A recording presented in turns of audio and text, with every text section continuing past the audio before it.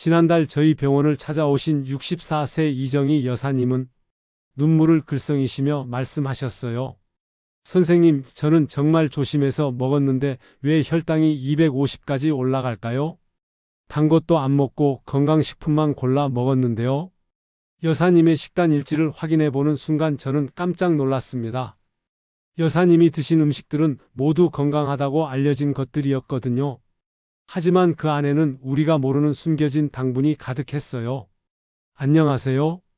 저는 25년간 당뇨 환자분들과 함께 해온 가정의학과 전문의 김서연입니다. 오늘 여러분께 꼭 알려드리고 싶은 이야기가 있어요. 우리가 건강하다고 믿고 먹는 음식들 중에 당뇨 환자에게는 정말 위험한 것들이 있다는 사실입니다. 포장지에는 무설탕, 저칼로리, 건강식이라고 쓰여 있지만 실제로는 혈당을 급격하게 올리는 음식들이 너무 많아요. 특히 나이 드신 분들은 건강에 좋다는 말만 들으면 무조건 믿고 드시는 경우가 많으세요. 자식들이 좋다고 사다 준 건강식품, 이웃에서 추천해준 민간요법, 텔레비전에서 본 웰빙 음식들, 이런 것들이 오히려 혈당을 올리고 합병증을 만드는 주범이 되고 있어요. 오늘 이 영상을 끝까지 보시면 우리 주변에 숨어있는 혈당 폭탄 음식들을 정확히 알 수 있고 무엇을 조심해야 하는지 명확히 아실 수 있을 거예요. 그럼 지금부터 하나씩 차근차근 설명해 드리겠습니다. 도움이 되신다면 구독과 좋아요 부탁드려요.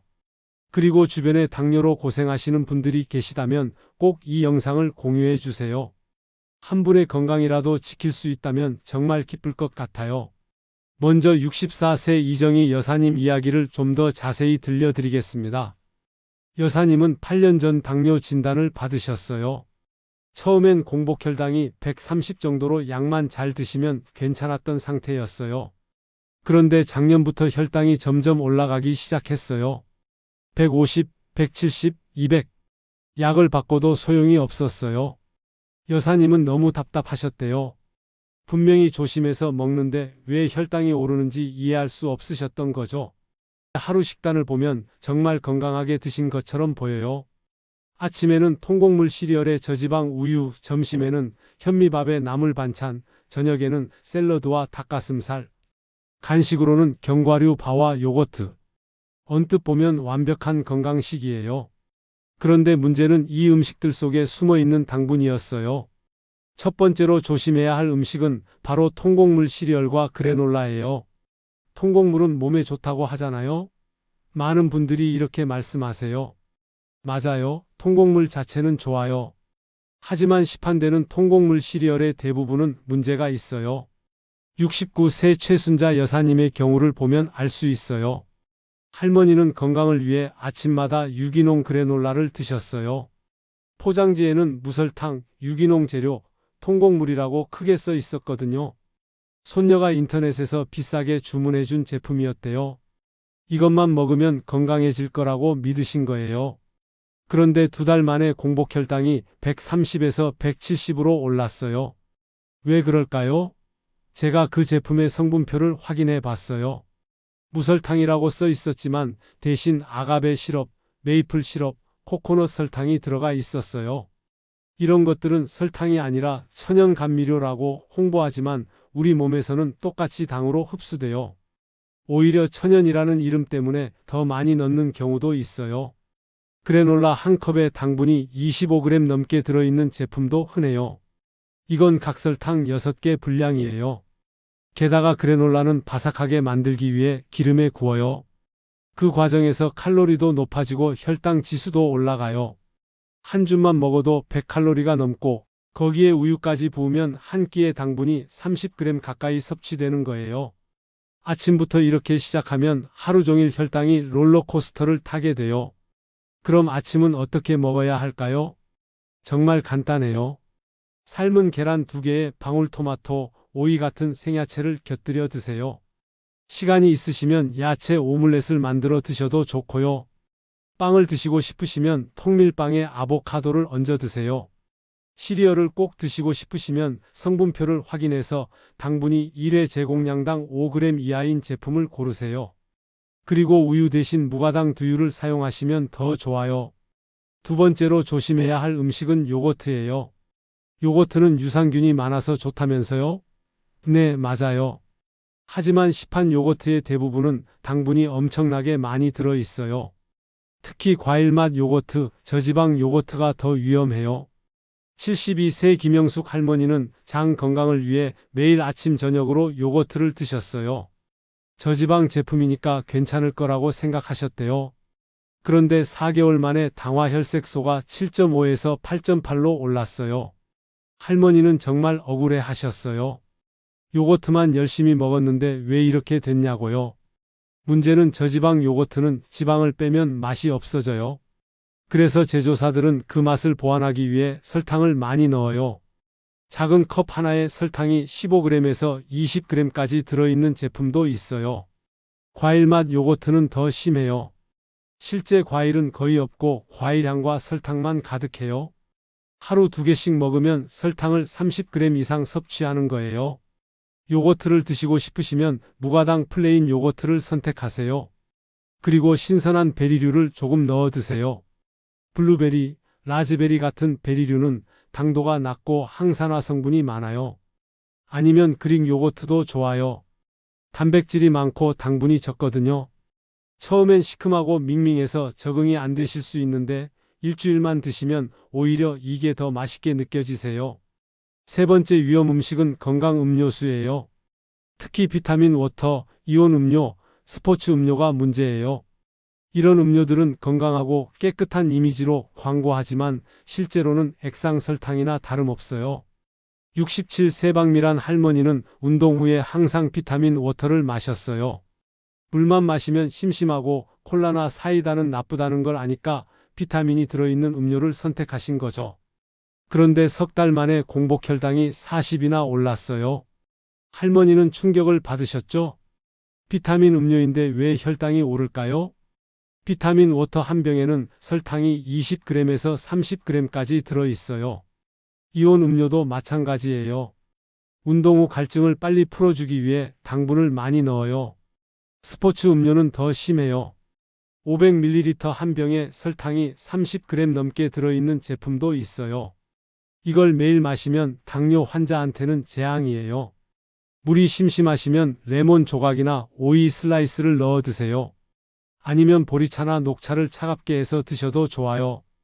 탄산이 그리우시면 무가당 탄산수에 레몬즙을 조금 짜서 드세요. 처음엔 맛이 없다고 느끼실 수 있지만 2주일만 참으시면 몸이 적응해요. 그리고 오히려 단 음료가 너무 달게 느껴지세요. 네 번째로 조심해야 할 것은 건강 간식 바예요. 견과류 바, 프로틴 바, 에너지 바 같은 제품들이요. 이런 제품들은 건강하고 영양가 높다고 광고하지만 실제로는 초콜릿 바와 크게 다르지 않아요. 70세 정혜순 할머니는 출출할 때마다 견과류 바를 드셨어요. 견과류는 몸에 좋다고 하니까 안심하고 하루에 2~3개씩 드셨대요. 그런데 2달 만에 체중은 3kg 늘고 혈당은 40포인트 올랐어요. 할머니는 이해할 수 없으셨죠?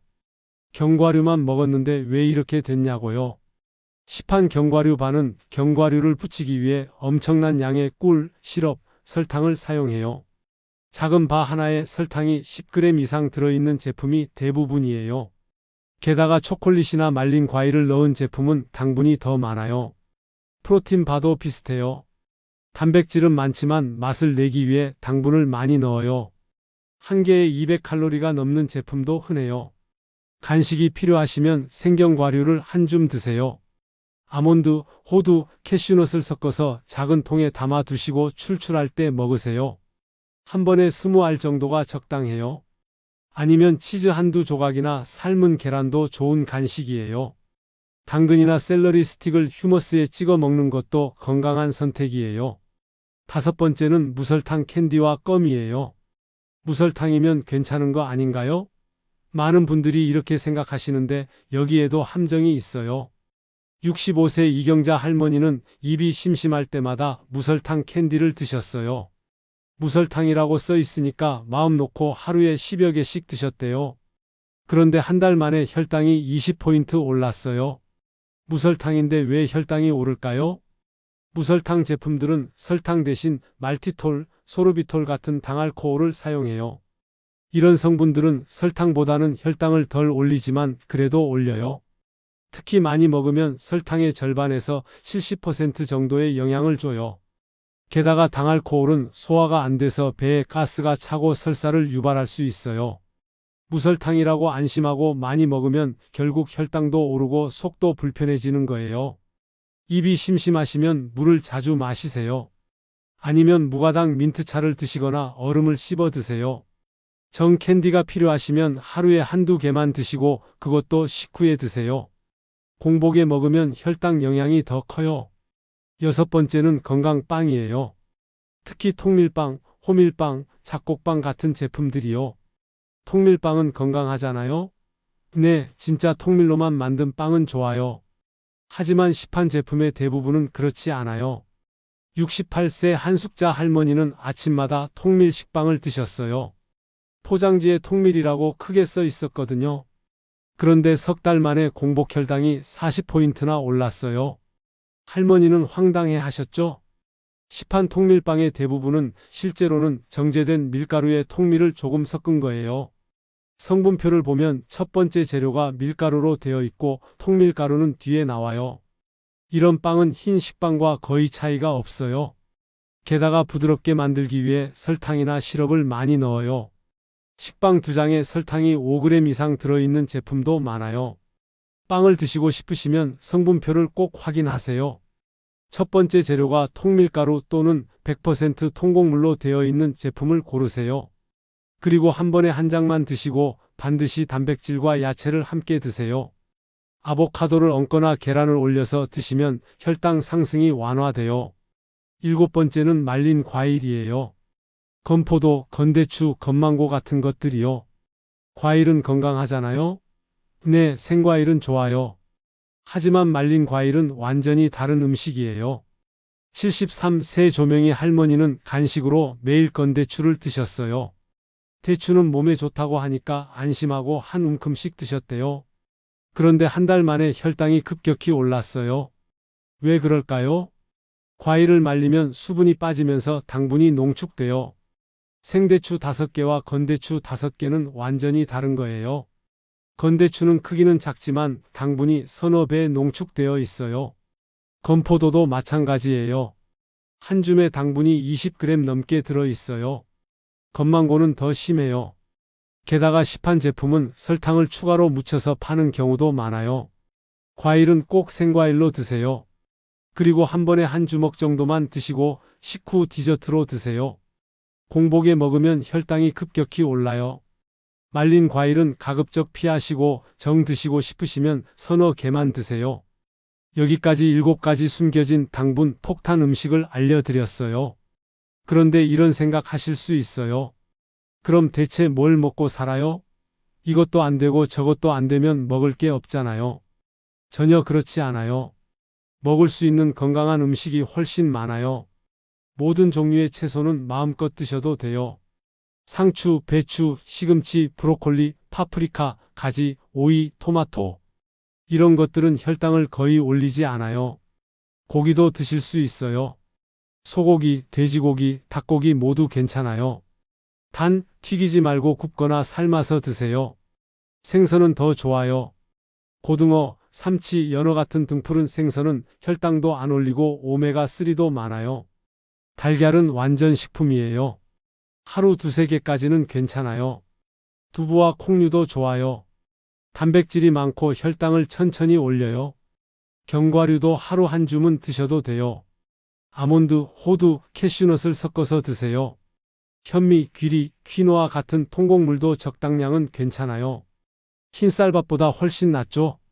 중요한 건 가공하지 않은 자연 그대로의 음식을 선택하는 거예요.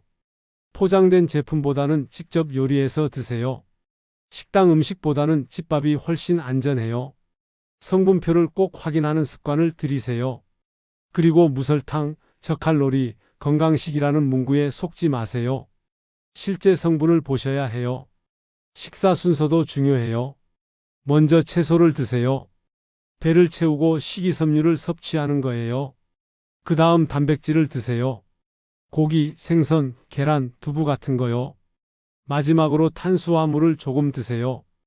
이 순서만 지켜도 식후 혈당이 40% 정도 낮아져요.